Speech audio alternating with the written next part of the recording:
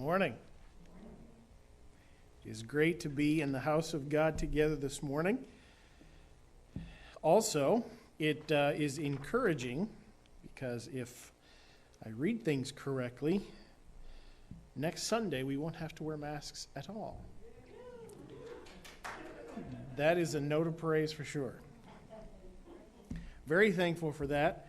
Let's turn our attention to Ecclesiastes chapter 4 today. As we jump into the book of Ecclesiastes, the book of experience, I'm going to tackle our homework. How many of you had a chance to read Ecclesiastes chapter 4 this week? Oh, good. That's most of the hands out there. That's wonderful. And we looked last week at Solomon's encouragement or his challenge to find balance in life, not to become so concerned and so consumed, that'd be the best word, consumed with working and focusing on that as the key point and the only thing in life to the exclusion of all other things, but trying to find a balance there. Working hard and at the same time not working so much that you sacrifice family and friends and those kinds of different things. So the question that I left you with was, how do you maintain a healthy work and personal life balance? So what are some things that you do to kind of try to find that balance between work and personal life? Some things that you do. Anybody have any tricks, tips, things that you do to find that balance in there? Anybody want to share? Walk. Just getting out and walking. I was about to say I have to, but I have the opportunity of walking my dog every day. And so I always get a little bit of a few moments out walking around, and that's one of the great things to get out also into creation, walk around. Anything else? Any other ways that you kind of work to find a balance between work and personal life?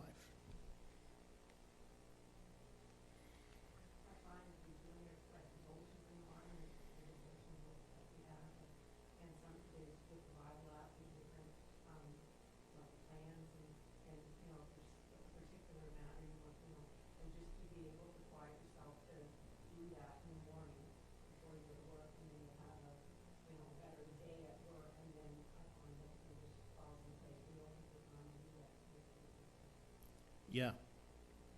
Having a time for personal devotions is a wonderful thing to balance out the rest of the day. Whether you're a morning person or not, one of the great encouragements that people always give is to find time in the morning to do that, because it does kind of reset the day. So that's a great one, to find that balance in there. Anything else? Any other tips or things that you do to help find a balance there?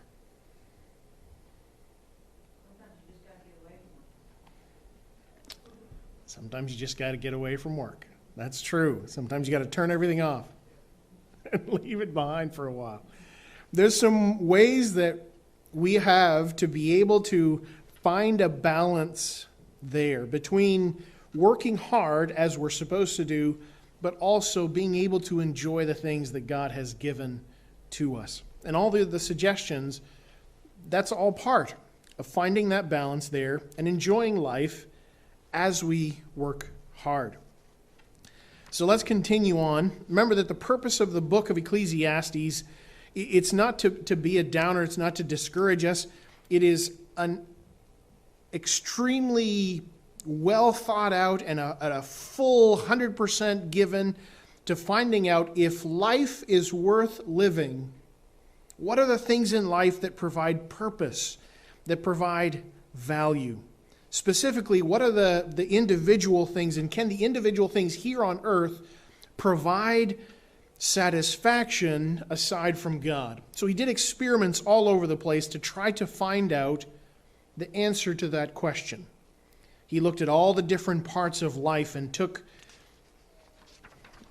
he went all over the place to try to find answers to that question. Are there things in life, of all the different parts of life, are there things that can provide satisfaction on them by themselves? So when you take God out of the picture, everything under the sun, that's what he wanted to figure out. Today, we come to the last half of chapter 4. And the content of this chapter, it's centered around a much more practical approach to some of his experiments. So the first 3 chapters, they were the initial experiments, and these are a much more practical approach to the experiments that he has done. So before he was looking at things objectively, trying to find out, is there a philosophical difference? Can I look at something from the outside and see what's going on, and how can you be happy by just focusing on these things? But now he turns to a much more practical approach. He's walking around in life, interacting with people, and it's an intensely practical look at some of those same experiments. So he has done them again. And the whole of the chapter is centered around 4 statements, 4 better statements.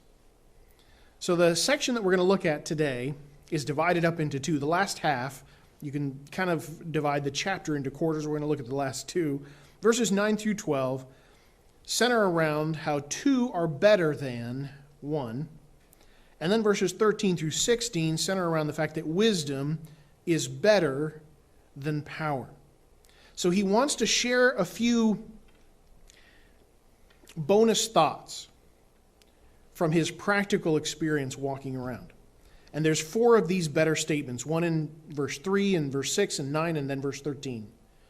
We're going to look at the last 2 here. In the last verses 9 through 12, we have 2 are better than 1. So verses 9, 2 are better than 1 because they have a good reward for their labor. For if they fall, the one will lift up his fellow.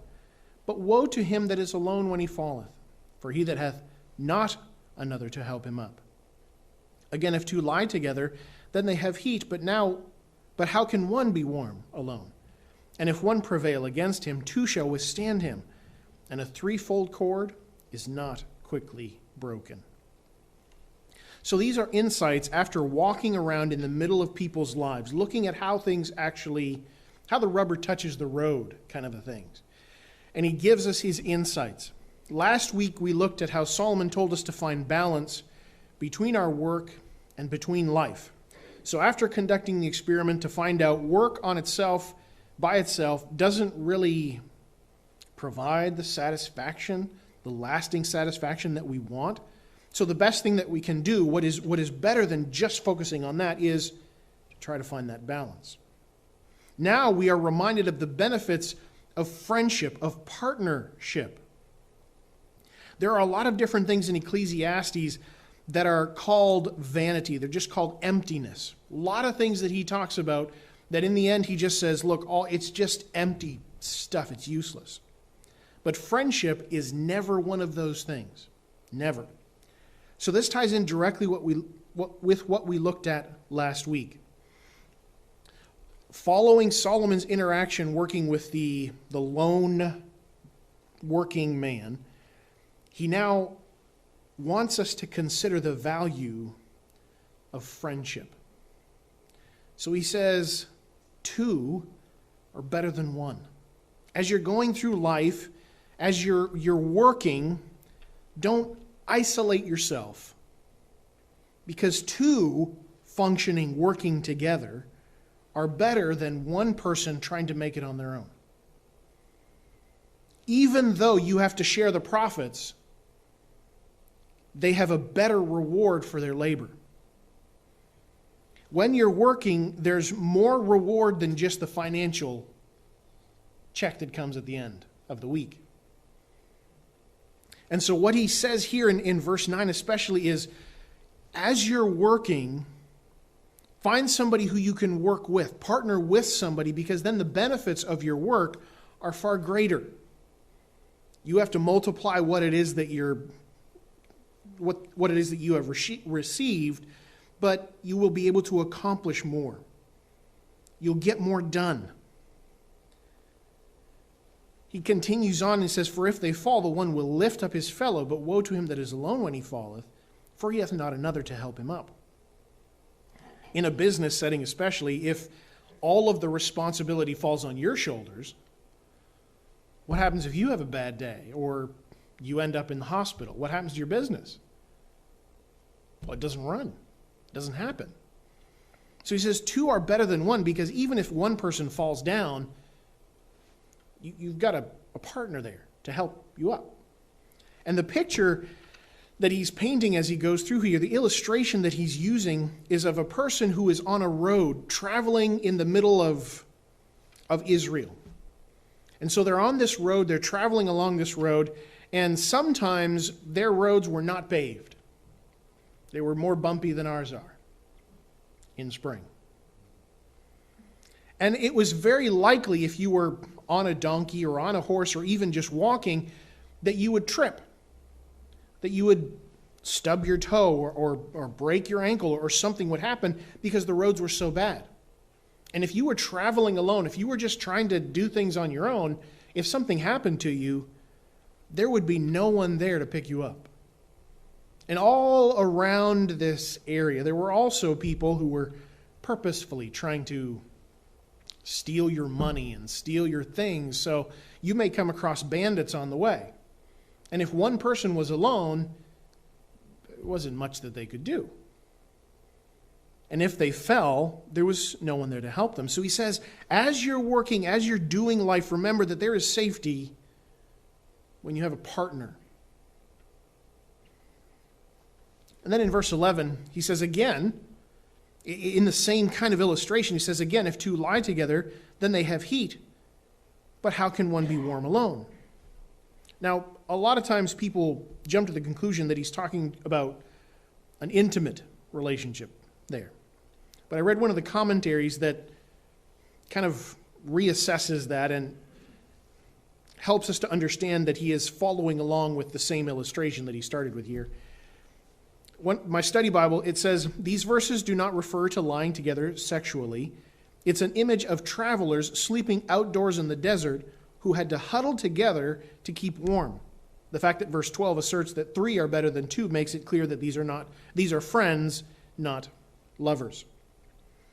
So the idea, the picture that he's painting of someone who is traveling in the desert, traveling on the roads in Israel, and one person by themselves would be cold at night. But it was very common, if there was a group of people, for them to huddle together to be closer at night to conserve heat. Deserts in the daytime are more warmth than I want to have in my life. But at night, they're very, very cold. And so at night, it was very common when travelers were going someplace together to huddle together.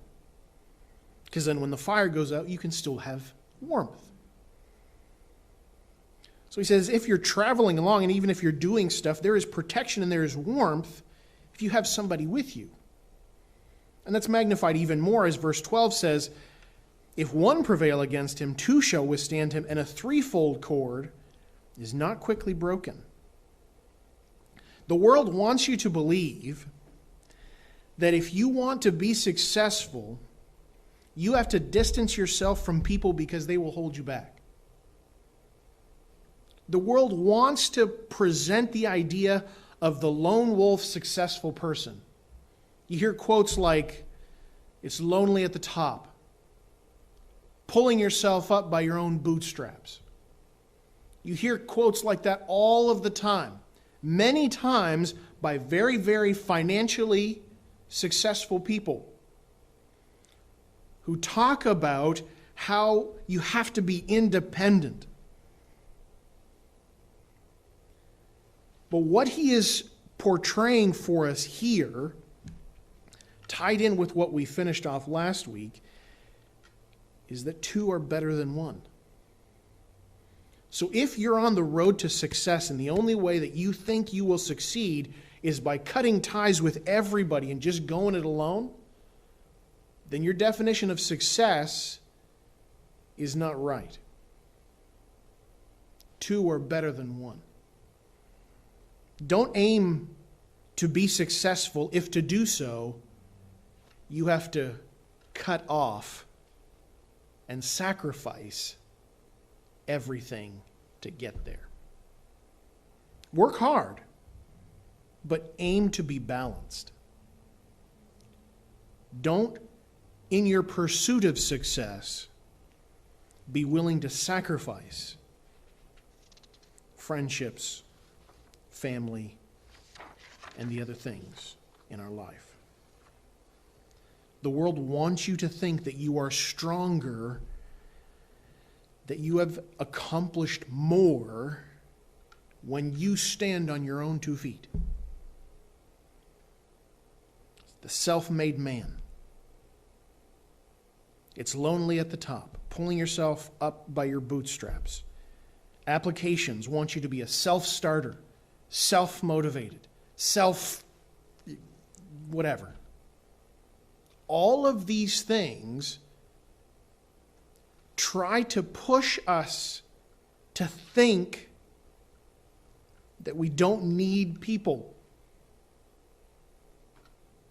that they will hold you back from being successful. But all that isolation does for you is make you more vulnerable to failure and to sin. So if in your life what you are pursuing demands that you sacrifice your family and your friends, don't pursue it. That means that your definition of success has become twisted along the way. Solomon's advice is don't isolate yourself and don't sacrifice your friends for your work. Satan has done a masterful job of selling a pride-fueled lie that you are better, that you are more successful if you never have to rely or if you never have anybody else around you. Watching the Olympics now.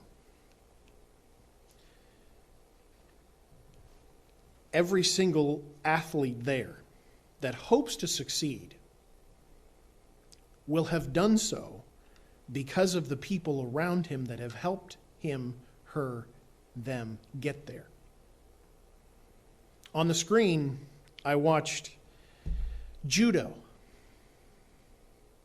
All you see on the TV are those 2 men. That's all I saw. There's a Japanese man in there and then one from, well, I can't remember. Couldn't recognize his flag.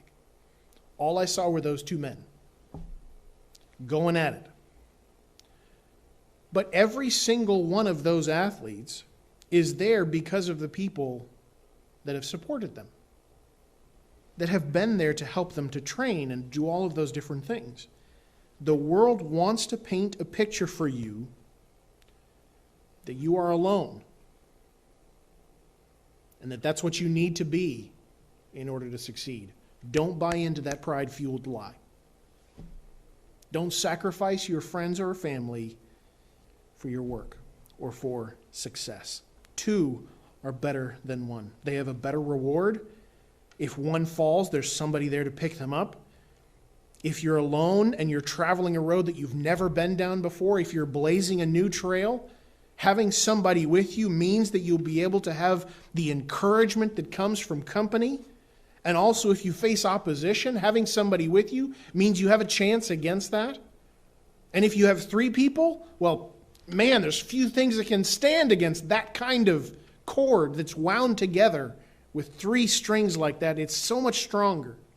So don't sacrifice your friends, your family for your work. Don't buy into the pride-fueled lie that this world sells at every corner. Then he continues on and he says, the 4th wisdom statement, the 4th better statement, verse 13, better is a poor and a wise child than an old and foolish king who will no more be admonished. Then he tells us this story. For out of prison, speaking of the young man, the wise child, he cometh to reign, whereas also he that is born in his kingdom becometh poor. I considered all the living which walk under the sun, with the second child that shall stand up in his stead. There is no end of all the people, even of all they that have been before them. They also that come after shall not rejoice in him. Surely this also is vanity and vexation of spirit. Wisdom is better. The story teaches two things here. The first, the instability of political power and the fickleness of popularity. So you have a king who became, well, he was the king, but he became very foolish. He stopped listening to anybody else that would give him advice. He thought that he was safe because he had political power. And so he just kind of sat back and he rested on that political power, thinking that that was enough. He thought he was untouchable. So he stopped listening to the wise counsel that was around him. He isolated himself. He did things alone, didn't care about others. Whereas this wise young man,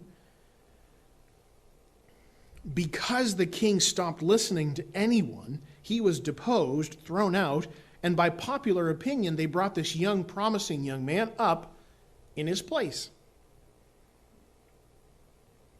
The lesson from the first half from the old and foolish king is don't rely on your position for satisfaction or comfort.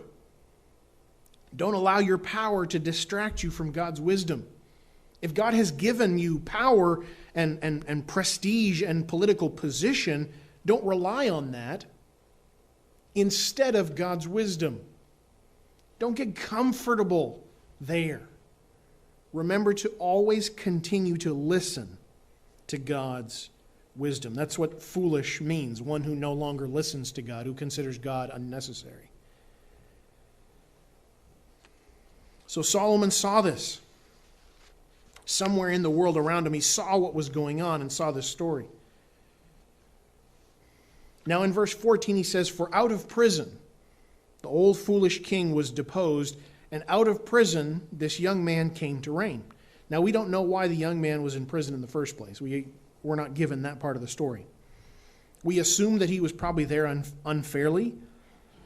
The phrase in the last half of verse 14, also he that is born in his kingdom becometh poor, it points out that things were so unjust in the kingdom that even a wise person, one who worked hard, who was committed to things, became poor because the king was doing such a horrible job.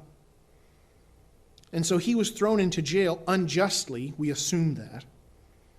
But because of popular demand, there was a swell of popular demand after the king was thrown out, and this young, wise child was brought out of prison and given the position of king. He came to the throne by popular demand. But even though he was wise, that popularity didn't last. He says, "I consider all the living," in verse 15, "all the living which walk under the sun, with the second child that shall stand up in his stead." He says, "There is no end of all the people, even of all they that have been before them. They also that come after shall not rejoice in him." The foolish king was thrown out. This young man came into his place. But even that didn't last very long. He went in there by popular opinion, by popular demand. But it wasn't very long when even that person was thrown out. And someone else came in his stead. And verse 15 and 16 point out the fact that popular opinion rose and swayed and went up and down, and different people were in there and were out. And there was such a difficult atmosphere that you wouldn't even remember the last guy because of the first guy. The kingdom went from being ruled by an old and foolish king to being ruled by popular opinion. And that didn't last. I included this comment here from Oliver Cromwell. He took the throne, the British throne, away from Charles I. He established the Commonwealth. And to one of his friends he said, "Do not trust to the cheering, for those persons would shout as much if you and I were going to be hanged." Cromwell understood crowd psychology. A mob A crowd can be manipulated, and popular opinion changes from one day to the next. Even though this king, this new young king, was wise, the very next day popular opinion changed. So the conclusion, wisdom is better than popular opinion. Don't trust in position or political power. Wisdom is better than both of those. And popularity, popular opinion, that is fickle. Wisdom is better than that.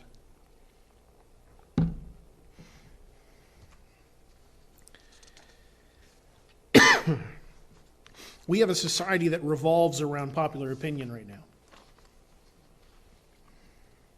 impacting even how our government functions. Just always remember, if you buy into popularity, if you care intensely what people think of you, you're going to be on a roller coaster for your whole life. Popular opinion is up one day, down the next. And it is not tied to your abilities or your successes. It is a fickle mistress, as they say. This was a wise young man, unjustly punished, brought to the kingship, but popular opinion brought him down right away. Wisdom is better than popular opinion. I wanted to share this last quote with you as we finish up chapter 4. Came across it in Warren Wiersbe's commentary about these verses, and this is how he finishes the section. He says, Solomon was not cynical about life. Sometimes when you read the book of Proverbs, you can think that. Nowhere does he tell us to get out of the race, to retreat to some safe and comfortable corner of the world where nothing can bother us. Solomon didn't write Ecclesiastes to make us throw up our hands and all of our stuff and walk away and say, I'm going to live in a hole in the woods and I'm never going to see anybody or look at anything. The world is horrible. He doesn't do that. He says, I did everything that I possibly could to show you that you need God. And with God, you can tackle the mess of the world. The last portion of the quote says, life does not stand still. Life comes at us at full speed, without warning. We must stand up, take it, with God's help, make the most of it. When we listen to God, we can face this mortal cycle. We can face the injustice that comes because of sin. We can take on this ever-changing life, and we can find in this process, even in this process, we can find joy, we can find success when we trust in God. If you live in this world and you're wrapped up in it and this is all that is your life, you're going to be miserable and on a discouraging roller coaster your whole life. But if you can set your feet on the rock, you'll be able to face the storms and the waves and all of these different things. And in the midst of all of that, you will be able to enjoy the blessings that God gives. And you'll be able to find success in life. Trust God. Plant your feet on the rock and live there. Because the world is ever changing and it's going to come at you fast, like he says. But with God's help, we can make the most of that. And we can find joy, even in a situation that is full of sin, while we wait for heaven. Let's pray, and then we'll open it up for questions or comments. Dear Heavenly Father, we thank you for the opportunity that we have to be able to look at the book of Ecclesiastes, to look through these things, to see Solomon's wisdom and the experiments that he did, and his response, his reaction. and his teaching for us. So we thank you, and we praise you for it. In your name.